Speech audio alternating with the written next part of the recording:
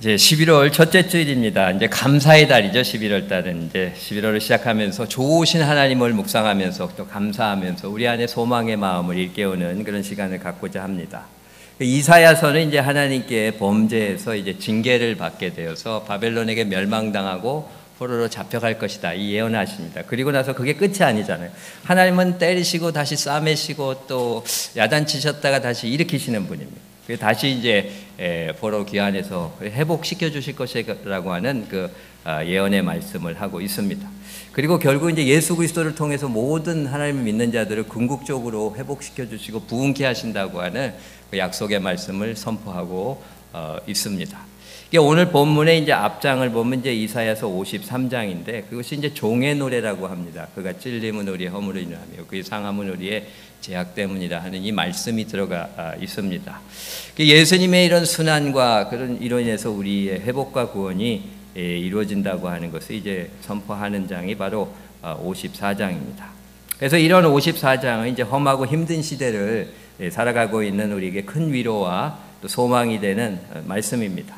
이런 위로와 소망과 회복과 부흥은 바로 다른 곳에서 나오는 것이 아니라 바로 하나님께로부터 나온다고 하는 사실을 분명히 그렇게 깨닫게 하십니다.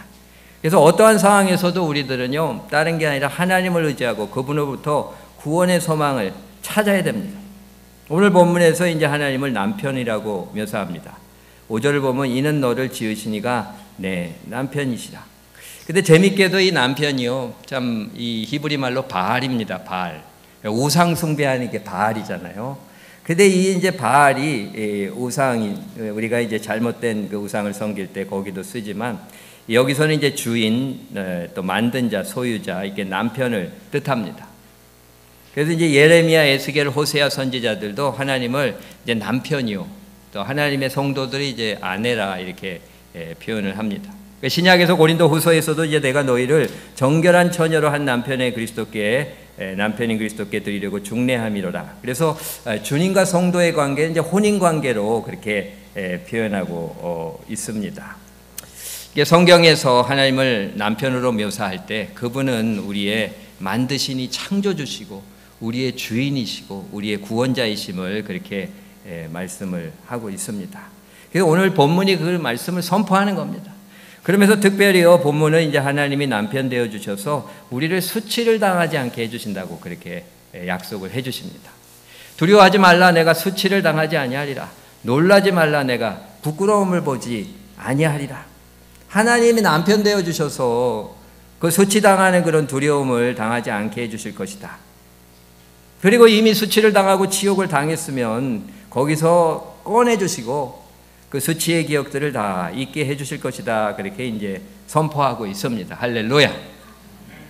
남유다가 이제 바벨론에게 망하고 포로로 끌려간 것이 이제 남편 잃은 과부가 되어서 수치를 당하는 상황으로 그렇게 묘사를 하는데 거기서 이제 구해주시겠다고 말씀을 합니다. 남편이 함께하면서 도와주고 그러면서 버팀목이 돼줘야 되는데 그 남편이 없으면 과부로서 어렵고 힘든 상황을 감당해야 되지 않습니까? 그렇게 될 때 때로는 억울한 일을 당하기도 하고 답답하고 수치스러운 일들을 그렇게 이제 경험하게도 됩니다.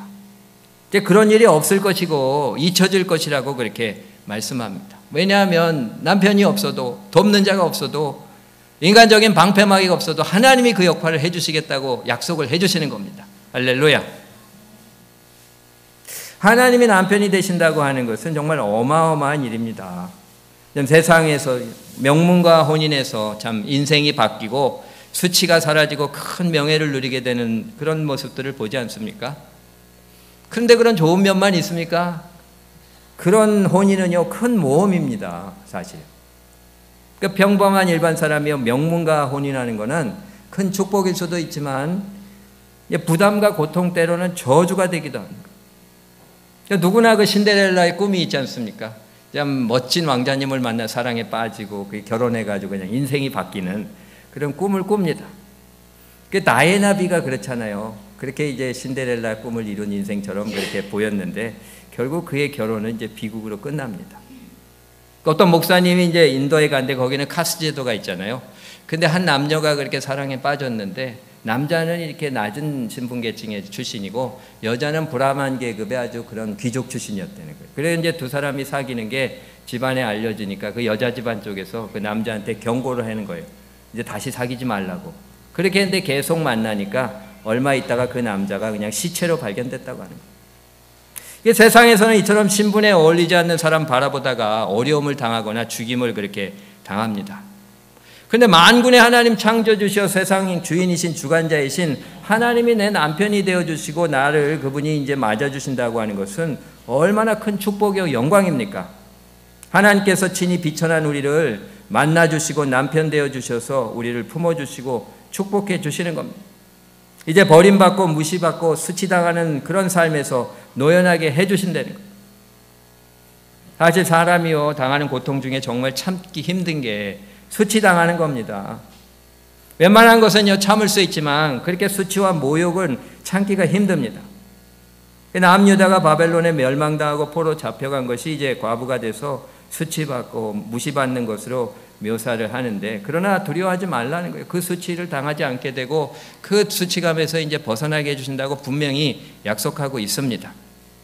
예수 믿으면 수치감에서 벗어납니다. 우리 삶에서 제일 먼저 극복해야 되는 게 이 수치감입니다. 아담과 하와가 죄를 짓고서 처음으로 느낀 그 감정이 이 부끄러운 감정 아닙니까? 수치감. 그 자신들이 옷을 벗었다고 부끄러워합니다. 그래야 부끄러워하면서 자기들의 노력으로 가려보겠다고 무화과 나뭇잎으로 치마를 만들어 입었지만 크게 가려지지 않잖아요. 그러니까 하나님이 해주신 게 뭡니까? 가죽옷을 입혀주신 겁니다. 이 가죽옷은 짐승을 잡아야 되잖아요. 그러니까 피를 흘리게 되는데 바로 이것이 예수님의 십자가 보혈 흘려주신 것을 의미합니다. 그분이 십자가 보혈로 우리의 수치와 고통을 담당하시고 노연하게 해주신 줄 믿습니다. 이사야 53장의 종의 노래에서 그렇게 말씀합니다. 그는 멸시를 받아 사람들에게 버림받았으며 강고를 많이 겪었으며 질고를 아는 자라. 마치 사람들이 그에게서 얼굴을 가리듯이 그를 멸시를 당하였고 우리도 그를 귀히 여기지 아니하였다. 그렇게 말씀하고 있습니다. 그래서 예수님께서 십자가에서 이러한 수치와 멸시, 고통을 다 받아주셔서 우리의 모든 수치와 모욕을 담당하시고 노연하게 해주시는 줄 믿습니다. 예수님으로 인해서 우리의 수치에서 노연하게 되고 주님이 남편 되어주셔서 우리 모든 고통과 수치 가운데서 건져주셨습니다. 그래서 우리는 그분으로 인해 평화를 누리고 안정감을 누리고 특별히 우리의 자존감을 회복하고 자부심을 느끼며 살아가게 되는 겁니다. 그 요한복음 4장에 보면 이제 사마리아 여인이 나오잖아요. 그 사마리아 여인은 여러 남자와 관계하면서 남편을 열어둔 여자입니다. 그러니까 사람들이 음란한 여자라고 손가락질 하니까 참 사람들을 부끄러워하면서 두려워하면서 피합니다. 그래서 우물가에 물을 뜨러 갈 때도 제일 더운 시간 한낮에 사람들은 다 저녁 때 들어오는데 그냥 혼자서 그렇게 물 들어갔는데 거기서 예수님을 만납니다. 그 예수님을 만나면서 그의 삶이 변화되는 거예요. 그리고는 두려워하던 사람들에게 뛰어가서 예수님을 전하는 여자가 됩니다. 그러니까 그녀는 여러 남편을 두었지만 진짜 남편이 없었던 겁니다. 수치감, 두려움, 인생의 고통을 해결할 수 없었습니다. 이 사람 만나면 해결해 줄 수 있을까? 저 사람 만나면 좀 도와줄 수 있을까? 얼굴이 잘생긴 사람은 좀 만족을 줄 수 있을까? 돈이 있는 사람은 좀 도움을 줄 수 있을까? 명예와 권력이 있는 남편을 만나면 좀 잘 살 수 있을까? 이것저것 찝쩍거리고 기울여보고 이렇게 돌아다녔지만 아무 것에도 자신의 인생의 그 근본적인 문제를 치유받지 못했습니다. 그러나 예수님을 만났을 때 그렇게 변화됩니다. 예수님이 참 남편이었고요. 예수님이 그녀에게 진짜 임자였습니다. 우리는 진짜 임자를 만나야 됩니다. 우리가 고통당하고 힘든 이유는 외적인 상황 때문이 아니라 이 내면적인 상처가 치유되지 않았기 때문에 일어나는 현상입니다. 환경을 바꾸고 사람을 바꾼다고 해결될 문제가 아닙니다. 우리는 진짜 남편 되시는 예수님을 만나야 됩니다. 너희가 전심으로 나를 찾고 찾으면 나를 만나리라 말씀해 주셨습니다. 우리가 주님을 찾고 주님을 만나서 진짜 남편 되는 참 임자 되는 그분을 통해서 내 내면의 문제가 치유되고 수치와 두려움에서 노연하게 되기를 주님의 이름으로 축원합니다. 그리고요, 우리의 남편 되시는 하나님은 우리를 회복시켜 주십니다.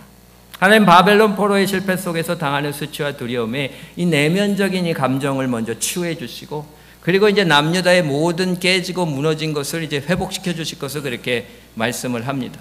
여호와께서 너를 부르시되 마치 버림을 받아 마음에 근심하는 아내, 곧 어릴 때 아내가 되었다가 버림을 받은 자에게 함과 같이 하실 것입니다. 어렸을 때 버림을 받은 아내가 얼마나 그렇게 비참합니까? 이렇게 소박을 맞는 거잖아요. 옛날 얘기로는. 당신 이제 내가 마음에 안 드니까 그냥 집으로 돌아가시오. 그러면서 어렸을 때 그렇게 남편 하나 믿고 그냥 그렇게 시집 왔는데 그냥 그렇게 쫓아내버리면 얼마나 그렇게 힘듭니까? 그런 상황 속에서 하나님이 회복시켜 주실 것을 말씀합니다. 그 당시에는 남편이 재산권, 경제권, 소유권 뭐 다 가지고 있지 않았습니까? 그런 남편 안에서 어린 나이의 여자가 그렇게 쫓겨나게 될 때 그거 어떻게 살겠습니까? 그런 버림받은 여자 신부는 정말 비참합니다. 정신적, 육체적, 경제적, 사회적으로 모든 면에서 버려지고 정말 회복할 수 없는 것 같은 절망과 고통 가운데 빠질 수밖에 없는 그런 상황입니다. 바벨론의 포로로가 있는 이스라엘 민족이 빠질 수밖에 없는 그런 처참하고 암담한 고통스러운 상황을 그렇게 묘사적으로 말씀을 하는 거죠. 그런데 이러한 상황을 하나님이 그들의 죄로 인해서 한시적인 징계와 연단을 주는 상황이라고 말씀합니다. 내가 잠시 너를 버렸으나 큰 긍휼로 너를 모을 것이요 내가 넘치는 진노로 내 얼굴을 잠시 가렸으나 영원한 자비로 너를 긍휼히 여기리라 그렇게 말씀을 합니다. 그러니까 주님이요 우리 잘못하실 때는 징계하시는 겁니다. 우리 당한 징계들이 있지 않습니까? 그런 징계 속에 하나님이 영원히 내버려 두셨습니까? 그러나 주님께서 우리를 회복시켜 주셨습니다. 다시 그렇게 일으켜 주시는 은혜가 있습니다. 그의 노여움은 잠깐이요 그의 은총은 평생이로다. 저녁에는 울음이 기습될지라도 아침에는 기쁨이 찾아오리로다. 할렐루야. 이렇게 말씀합니다.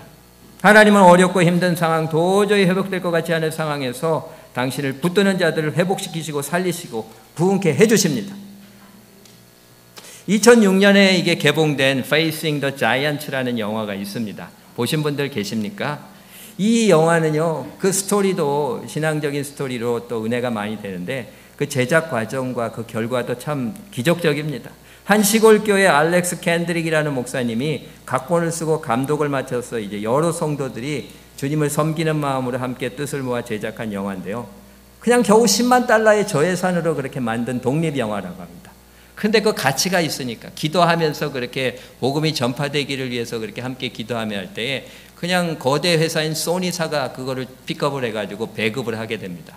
그래가지고 이제 한국과 세계 56개국에서 개봉을 하면서 무려 2천만 명이 그렇게 관람을 하게 되고 그 수익이 3천억이 났다는 겁니다. 그래가지고 3,000배의 그런 수익을 내는 그런 기적적인 그런 영화가 되게 되는데 이 영화 내용은요, 이 미국 지역의 하위권인 풋볼팀 이글스라고 하는 그 팀을 이끌던 맷 프라이터 감독이라는 분인데 이 연패를 거듭합니다. 학교위원회에 또 학부모들이 6년, 7년 그렇게 시간을 계속 주고 기회를 주는데도 결국 한 번도 우승을 하지 못합니다. 그게 이제 사실 미국의 이 지역 풋볼팀은 그 지역의 자부심입니다. 그래서 굉장히 그렇게 이제 경쟁도 치열하고 그 우승의 열망도 치열한데 몇 년을 그렇게 하면서도 우승을 못하니까 이제 참 힘든 상황에 그렇게 처하게 되죠. 그리고 자기 문제로 인해서 애도 못 낳는 그런 상황이 있었고, 그리고 자동차도 그냥 툭 하면 시동이 꺼지고, 참 여러 가지로 디테일하게 조그만 것부터 큰 것까지 그냥 다 낭망할 수밖에 없는 그런 상황 속에 지내게 되는데, 그러다 어느 날 우연하게 학교에 밤에 갔는데 학교위원회 학부모들이 함께 이제 감독을 경질시키자 하는 회의 내용을 듣게 됩니다. 그러니까 그냥 그걸 듣고 절망에 빠지고 스스로 자책하기 시작합니다. 사람이요, 이처럼 제일 힘든 게 뒷담화를 듣게 될 때에 극심한 스트레스와 절망을 이렇게 받게 됩니다. 신뢰했던 사람들이 자신을 공격하는 이야기에 더 힘든 마음을 갖게 되죠. 그러나 그는 좌절하지 않고 하나님을 붙듭니다. 뒷담화를 듣고 문제에 들은 그날에 이 다음 날부터 그 감독이 한 일은요, 성경책을 펴서 하나님께 기도하고 묵상하기 시작합니다. 얼마든지 조금 더 원망하고 자신의 도울 자를 찾고 자책할 마음이 있음에도 불구하고 그거를 내려놓고 바로 하나님을 찾고 하나님의 능력을 구하고 하나님의 마음을 알아가기 위해서 노력합니다. 시편 109편에도 그럽니다. 미워하는 말로 나를 두르고 까닭없이 나를 공격하였습니다. 나는 사랑하나 저들은 나를 대적하니 나는 기도할 뿐이니다. 이 다윗의 고백입니다. 얼마나 다윗이 무고를 많이 당하고 정말 억울하게 공격을 받았습니까? 사울왕이 그냥 그렇게 무고하게 공격을 하고 죽이려고 하잖아요. 그러나 다윗은 거기에 저항하지 않고 기도했습니다. 이렇게 기도하고 말씀 묵상하고 주님을 찾는 가운데 그 마음에 이제 평안이 찾아오고 그의 삶에 더욱더 신앙적으로 변해되어 갑니다. 그리고 그의 가정과 학교 풋볼팀의 변화가 일어나게 됩니다. 풋볼 팀원들이 감독과 함께 신앙적으로 변화되면서 말씀과 기도의 팀으로 변화갑니다. 그리고 이윽고 변화되고 노력하고 준비했던 그 팀이 이제 그 지역 최강팀과 경기를 앞두고 선수들, 교회 코치들, 또 감독이 함께 무릎 꿇고 기도를 하는 겁니다. 다윗과 같이 연약한 팀이 골리앗과 같은 그 자이언트 강팀을 만나서 이제 기도하는 겁니다. 근데 기도의 제목이 그렇습니다. 주님이 이기든지 지든지 하나님의 영광을 위해서 우리가 싸우게 하여 주시옵소서. 그렇게 해나갈 때 결국은 승리를 거두게 됩니다. 그리고 맷 프레이터 감독은요, 하나님을 의지하고 붙들어서 그가 잃어버린 모든 것들, 무너진 것을 회복시켜 주시는 은혜를 체험하게 됩니다. 강복직을 다시 찾게 되고 사람들의 신뢰를 회복하고, 그러나 무엇보다도 더 중요한 회복은 말씀과 믿음의 회복이었습니다. 무엇을 회복하길 원하십니까? 우리가 진정으로 회복돼야 될 것은 말씀과 믿음 아니겠습니까? 금을 얻고 은을 얻고 자리를 얻고 명예를 얻고 권력을 얻고 사람들의 인정을 얻었다 할지라도 말씀을 잃어버리고 믿음을 얻었다면 밑징거리하는 겁니다. 결국 이 영화는요, 다 무너진 것 같고 망한 것 같은 상황에서도 주님을 붙들고 나아가면 놀라운 회복을 이루어 주실 것이라고 하는 메시지를 선포하는 그런 영화입니다. 한번 기회가 되시면 보시기 바랍니다. Facing the Giant라는 그런 영화입니다. 영어로도 돼 있으니까 자녀들하고도 그렇게 이제 시청을 할 수 있을 겁니다. 한번 룻을 생각해 보시기 바랍니다. 룻이 어떻습니까? 본인도 과부가 돼서 혼자 됐어요. 또 시어미 나오미도 과부가 돼서 혼자 됐는데, 자신은 모압 여인의 이방인인데 시어머니가 유대 땅으로 돌아가겠다고 그러니까 그걸 쫓아가려고 합니다. 그럴 때 시어머니가 내가 어떻게 너에게 아들을 낳아줘서 그렇게 자녀를 있게 할 수 있겠느냐. 더군다나 너는 이방인인데 유대 땅으로 들어가면 멸시당하고 고통당한다 그랬더니 룻이 그러잖아요. 나로 어머니를 떠나며 돌아가라 강권하지 마옵소서. 어머니께서 가시는 곳에 나도 가고 어머니께서 유숙하시는 곳에 나도 유숙하시리. 어머니의 백성이 내 백성이 되고 어머니 하나님이 내 하나님이 됨이니라 선포합니다. 신앙의 결단입니다. 우리는 눈으로 좋아 보이고 화려해 보이고 될 것 같은 그런 데를 쫓아가면 안 됩니다. 룻이라는 여자가 과부가 돼서 과부가 된 시어머니 따라서 다른 나라에 들어오는 게 얼마나 그렇게 참 생각할 수 없는 어리석은 행동입니까? 그러나 하나님을 바라보고 나아가는 신앙의 결단입니다. 그렇게 할 때 유력한 자 보아스를 만나서 그의 모든 잃어버렸던 삶의 문제들이 회복됩니다. 할렐루야. 그리고 예수님의 조상이 되어서 엄청난 영광을 누리는 그런 축복의 여인이 되는 것을 보게 됩니다. 하나님은요, 이처럼 주님을 찾고 따르는 자들에게 무너진 것, 깨진 것을 회복시켜 주시는 우리의 남편 되시는 하나님이십니다. 어렵고 힘들 때 온전히 하나님께만 의지하시길 바랍니다. 그럴 때 하나님은 나의 슬픔이 변화해 내게 춤이 되게 하시며 나의 베옷을 벗기고 기쁨으로 띠띠워 주실 줄 믿습니다. 그리고 우리의 남편 되시는 하나님은 영원히 변치 않으십니다. 하나님은요, 잘해주고 살려주시고 그렇게 했다가 아유 이제 됐지 그리고 이제 내팽개치시는 그런 분이 아닙니다. 우리는 그런 상황들을 너무나 많이 경험했습니다. 처음에 잘해줬는데 뭔가 이렇게 또 문제가 생기면 던져버리고 또 뭔가 시간이 지나면 또 마음이 변해서 그냥 그렇게 뒤돌아서고 이런 체험들을 너무나 많이 했기 때문에 참 상처들이 그렇게 많은데 하나님은 그렇게 변치 않으십니다. 이는 내게 노아의 홍수가 떠다 내가 다시는 노아의 홍수로 땅 위에 범람하지 못하게 하리라 맹세한 같이 내가 내게 노하지 아니하며 너를 책망하지 아니하기로 맹세하였노니 노아의 홍수에 하나님의 맹세하지 않습니까? 내가 다시는 홍수로 땅을 멸하지 아니하리라. 하나님은 그렇게 우리를 이제 끝까지 지켜주신다고 나는 변치 않겠다고 말했어요. 산들이 떠나며 언덕들을 옮겨줄지라도 나의 자비는 내게서 떠나지 아니하며 나의 화평의 언약은 흔들리지 아니하리라. 너를 긍휼히 여기시는 여호와께서 말씀하셨느니라. 이 산들이 떠나고 언덕들이 옮겨지는 게 이게 말이 됩니까? 이게 거의 일어나기 힘든 날이잖아요. 근데 이런 것보다 하나님의 약속이 변화될 것이 더 힘들다. 변치 않는다고 하는 약속의 말씀을 주십니다. 하나님의 긍휼과 자비는 변하지 않습니다. 하나님의 우리와 맺은 언약은 변개되지가 않습니다. 이 하나님이요 우리를 사랑하시고 구원하시려고 하는 것은 수학적인 용어로 고정상수입니다. 고정상수. 그건 안 변해요. 고정상수는 그냥 이렇게 딱 한 축으로 그렇게 설정이 되어 있습니다. 그리고 마귀가 우리를 죽이고 쓰러뜨리려고 하는 것도 절대 안 변합니다. 마귀는 설득시켜서 변화될 존재가 아닙니다. 그러니까 마귀도 고정상수입니다. 그런데 그 안에서 이렇게 왔다 갔다 하는 우리가 변수입니다. 우리가 문제입니다. 우리 마음이 왔다 갔다 어쩔 때 뭐 하나님 좀 잘해주시면 하나님 쪽으로 갔다가 또 하나님이 조금 기도 안 들어주시고 뭔가 속상할 점 또 마귀 쪽으로 갔다가 이렇게 자꾸 왔다 갔다 하는 이게 참 문제입니다. 이게 참 변화되는 이런 것이 참 문제인데 하나님은 변화되지 않으십니다. 인간의 남편이요 얼마나 잘 변화되는지 몰라요. 이게 어떤 남녀가 그냥 데이트를 하고 이제 결혼을 했는데 그때 데이트할 때는 그냥 남자가 맨날 아름다운 꽃과 그냥 선물을 매일매일 선물했는데 결혼하니까 또 그치더래요. 결혼한 다음날. 그래가지고 부인이 아니 연애 때는 그렇게 꽃하고 선물 매일매일 주더니 왜 안 줘? 그랬더니 야 너는 낚시꾼이 물고기 잡은 다음에 거기다 낚시에다 또 미끼다는 거 봤냐?